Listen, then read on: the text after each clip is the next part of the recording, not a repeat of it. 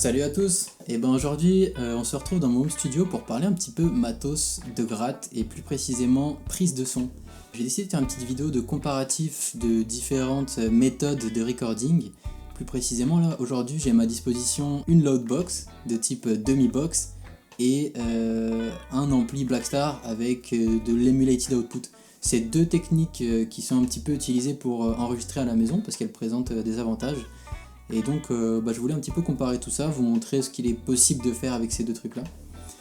Et je vais également, pour qu'on ait une référence, comparer ça avec des prises de son directes qui sont faites sans matos, directement dans ta carte son avec des simulations d'ampli.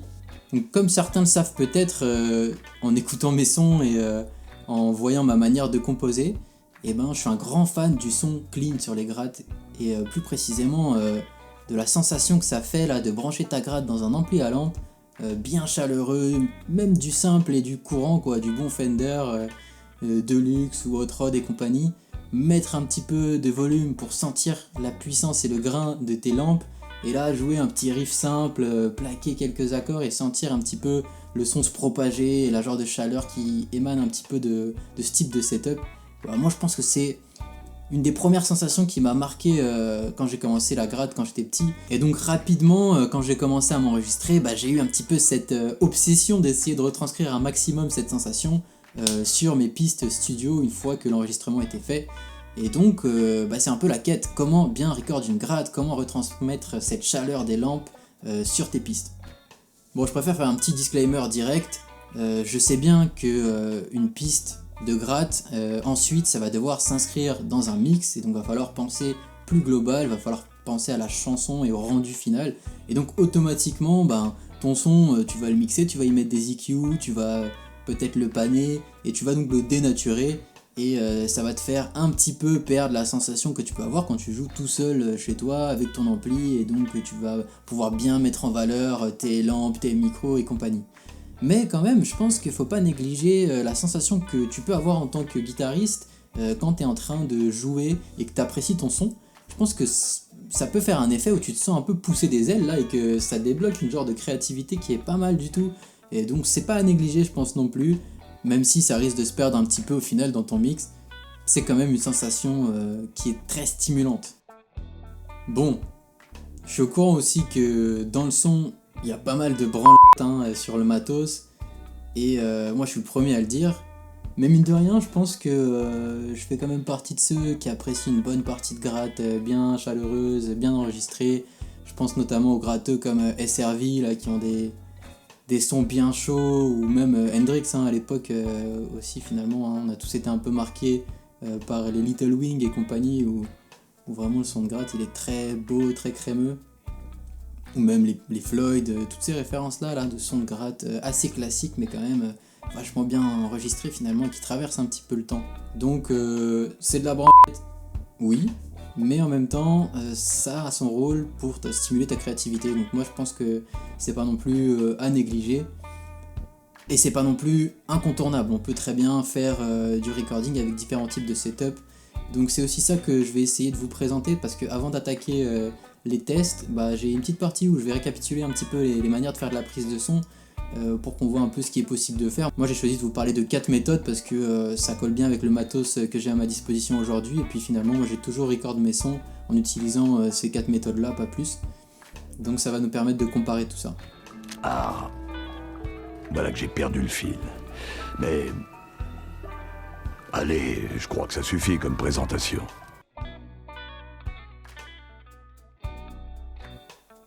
Rapidement, avant de me lancer dans le test, je vais vous donner 2-3 billes sur les différentes manières de faire des prises de son de guitare. Ça va nous permettre de savoir comment se servir de chaque composant et voir qu'est-ce qui correspond le mieux finalement à vos attentes à vous. Sachant que moi, je ferai après mon petit récap sur la solution que je choisis et comment j'enregistre mes sons en règle générale. Alors, j'ai décidé de parler de 4 manières de faire de la prise de son. La première, c'est la méthode traditionnelle. La méthode traditionnelle, c'est quoi ? C'est un gratteux qui branche sa gratte dans son ampli. Ensuite, derrière, on positionne un micro devant le haut-parleur de l'ampli. Le positionnement du micro a son importance. Ce micro, il va se brancher sur la carte son. Et derrière, la carte son va se connecter en USB à la workstation finalement du studio. Et en fait, c'est elle qui va permettre de numériser finalement le son de la gratte. Enfin, généralement, les gratteux, on est un petit peu pointilleux sur tous ces trucs-là. Et on est un peu superstitieux presque, on se rend compte que chaque petit composant a son importance. Je dirais les deux plus gros éléments du son de la gratte, ça reste quand même la guitare et l'ampli forcément. Parce que ta guitare, elle va avoir différents types de micros avec différentes intensités, des résonances qui changent, etc. Et ton ampli aussi, il va pas mal colorer le son suivant en fait sa zone de confort finalement. Mais certains te diront aussi que la position du micro influe pas mal sur le son en face des haut-parleurs. Même certains te diront que le préampli des cartes son colore également le son, donc c'est un petit peu sans fin finalement cette course au matos. Mais globalement vous avez ici un petit peu la méthode traditionnelle avec les différents composants d'une prise de son de guitare qui peut être faite en studio professionnel ou même chez vous. L'avantage de cette méthode c'est que déjà elle permet d'avoir le son le plus propre et le plus classique de guitare qu'on a l'habitude d'entendre un petit peu en studio. C'est un petit peu le mode professionnel finalement, c'est là où chaque composant va vraiment colorer le son, la résonance de la pièce et compagnie. Mais ça demande de jouer assez fort et surtout ça demande d'utiliser le haut-parleur de ton ampli.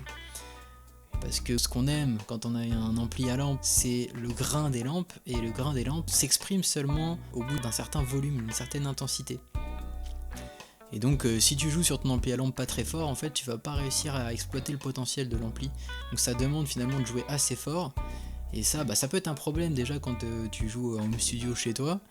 Et ça pose d'autres soucis également si tu fais des prises de son en live où du coup chaque ampli peut repiquer un petit peu sur les pistes des autres et compagnie.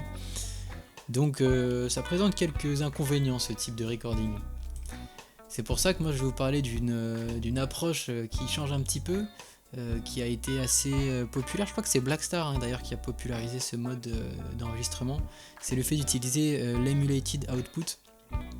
Donc globalement, tu branches ta gratte sur ton ampli et en fait l'ampli a une sortie préamp globalement qui sort à une intensité line te permettant de le brancher directement sur la carte son, et donc ça te permet de profiter du grain de ton ampli surtout sur la partie préamplification, et ensuite tu peux renvoyer ça dans ton DAW traditionnel.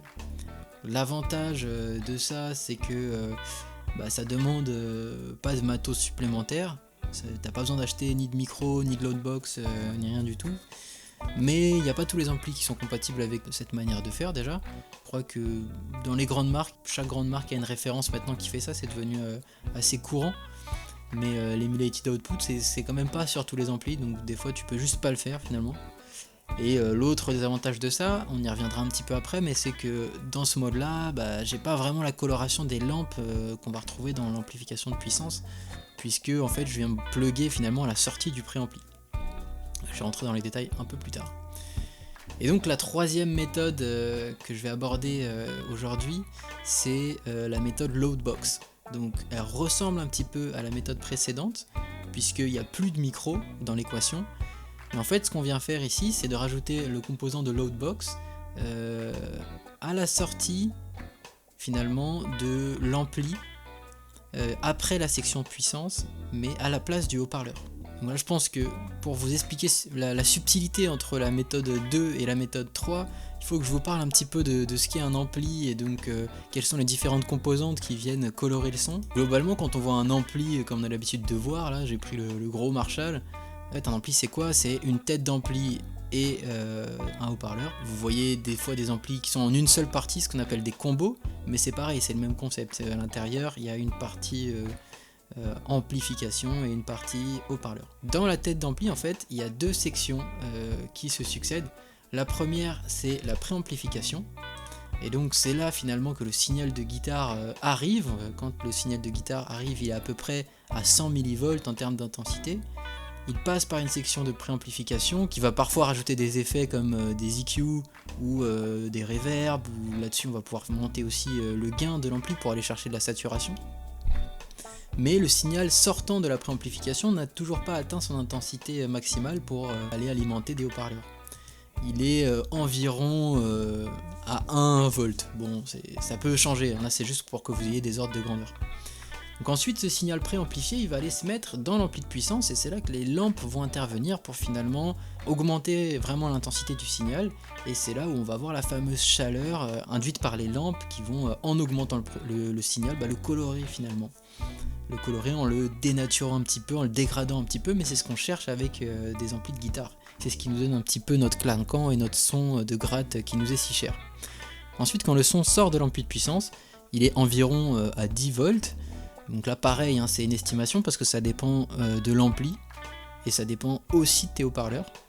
Donc les haut-parleurs en fait basiquement c'est une grosse résistance. C'est pour ça que souvent quand on parle de haut-parleurs on parle de ohm qui est l'unité de la résistance en fait en électronique. Et donc le haut-parleur il va prendre ce signal et donc il va traduire finalement le signal électrique en ondes sonores. Pour reconnecter avec les deux méthodes d'enregistrement de gratte, quand on parle de emulated output, finalement, on vient se plugger au niveau de la préamplification. Donc là, on n'a pas encore les lampes qui ont fait leur taf. Ce qui fait qu'on n'a pas exactement le son qu'on veut. On a simplement la colorisation induite par le préampli. Alors que la loadbox, elle vient un peu plus tard. Donc là, cette fois-ci, on a l'ampli de puissance, donc on a la colorisation des lampes. Mais ce qu'on n'a pas, c'est la colorisation provenant finalement des haut-parleurs. Parce que les haut-parleurs aussi ont leur rôle dans le rendu sonore d'un ampli.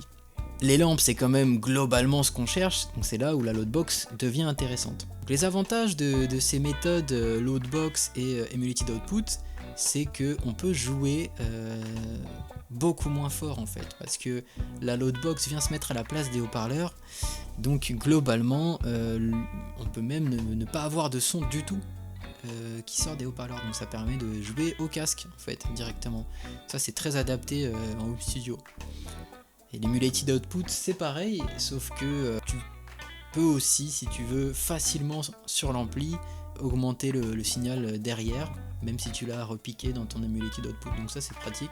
Tu peux aussi le faire avec des loadbox quand elles jouent leur rôle d'atténuateur. La loadbox peut, une fois qu'elle a pris le signal, baisser l'intensité pour le rendre digeste pour ta carte son, et ensuite se rebrancher sur un haut-parleur pour quand même entendre ce que tu joues direct. C'est un petit peu plus simple avec les sorties émulées parce que c'est intégré directement dans la tête d'ampli. Donc maintenant je vais quitter un petit peu le monde de l'ampli pour vous parler d'une autre technique qui est utilisée par les home studistes pour enregistrer des grattes, qui est la méthode DI pour Direct Input.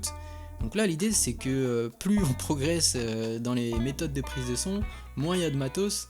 Donc là on s'est carrément séparé de l'ampli. L'idée c'est qu'on branche direct notre gratte dans la carte son, et en fait la carte son elle va balancer sur le DAW, sur le workstation, et donc on va simuler totalement toute la chaîne de méthodes d'enregistrement traditionnelles, la méthode 1. Et donc ça demande finalement d'utiliser ce qu'on appelle des VST, donc des simulations d'ampli virtuelles. Donc on voit là par exemple sur Logic Pro une simulation d'ampli Fender, et les gars ils poussent le truc assez loin parce que on a, en plus d'avoir le modèle d'ampli, on peut choisir le type de haut-parleur, parce que les haut-parleurs colorent le son. Il peut y en avoir plusieurs aussi, dans un baffle on peut avoir 4 haut-parleurs ou des fois un seul. Et donc ça va avoir une grosse incidence sur le résultat. Et on peut même pousser avec ces simulations d'ampli jusqu'à choisir le modèle de micro qui récupère le son, et même choisir où est-ce qu'il est placé face au haut-parleur. Donc finalement, si on revient à la méthode traditionnelle, on peut simuler quasiment toute la chaîne. Ça c'est assez intéressant. Et donc dans le test qui va suivre, moi je vais vous comparer la méthode Emulated Output, la méthode Loadbox et la méthode Direct Input. Après ça va être un petit peu à vous de voir ce qui vous plaît le plus. Donc je vous invite à écouter tout ça avec soit un bon casque ou soit vos monitos, ça c'est encore le mieux. Et ça va vous permettre de vous faire une idée sur tout ça. Juste un dernier mot pour vous parler du matos que je vais utiliser pour chaque démo. Donc pour la méthode préamp Emulated Output, je vais utiliser mon ampli Blackstar qui a cette fonctionnalité intégrée, c'est un Blackstar HT20 Studio. Pour la méthode Loadbox, je vais utiliser mon ampli Laney qui n'a pas justement l'Emulated Output, et donc ça se prête bien à un setup Loadbox. C'est un Laney Lionheart 20. et je vais le plugger avec ma Loadbox Core Dummy Box. Et donc pour la méthode DI, il n'y a rien de physique, mais par contre il y a l'ampli Fender simulé dans Logic Pro. Donc je vous ai montré un petit peu la config plus tôt que j'utilise. Elle est assez simple et j'ai essayé d'enlever un petit peu toutes les couches de compression, etc. pour essayer de comparer des choses assez comparables.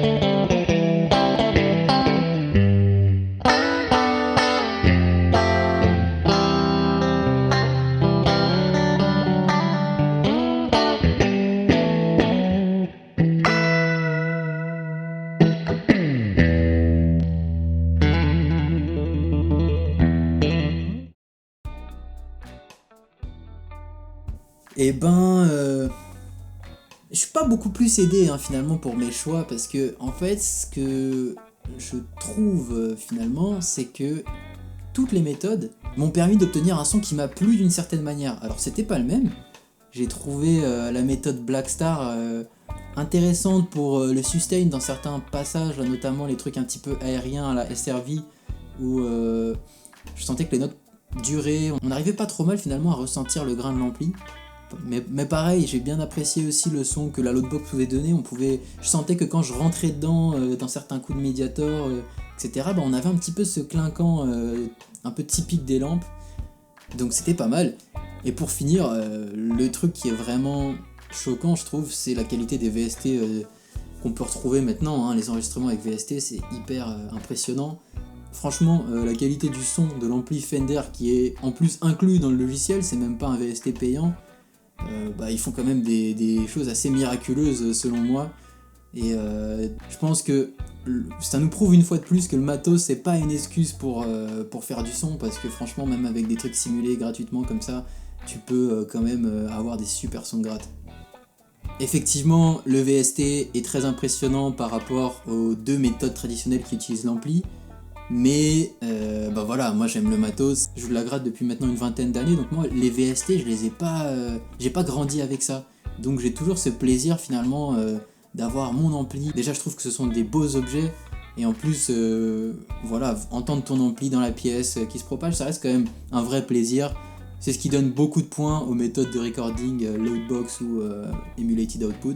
Et puis il y a un dernier truc aussi, un petit raccourci que j'ai fait dans les différents tests, c'est que, comme vous l'avez peut-être remarqué sur la simulation Logic avec VST, eh bien, il y avait aussi des simulations de haut-parleurs, de cabinettes. Or, avec la méthode Loadbox que j'ai utilisée là, je n'ai pas rajouté de simulation de haut-parleurs derrière. Donc si on voulait comparer exactement tout ce qui était possible de faire avec du VST versus avec la Loadbox, il faudrait rajouter une petite section de simulation de haut-parleurs. TwoNote fait ça très bien avec leur fameux Impulse Responses, où en fait ce sont des simulations de haut-parleurs très bien capturés en studio.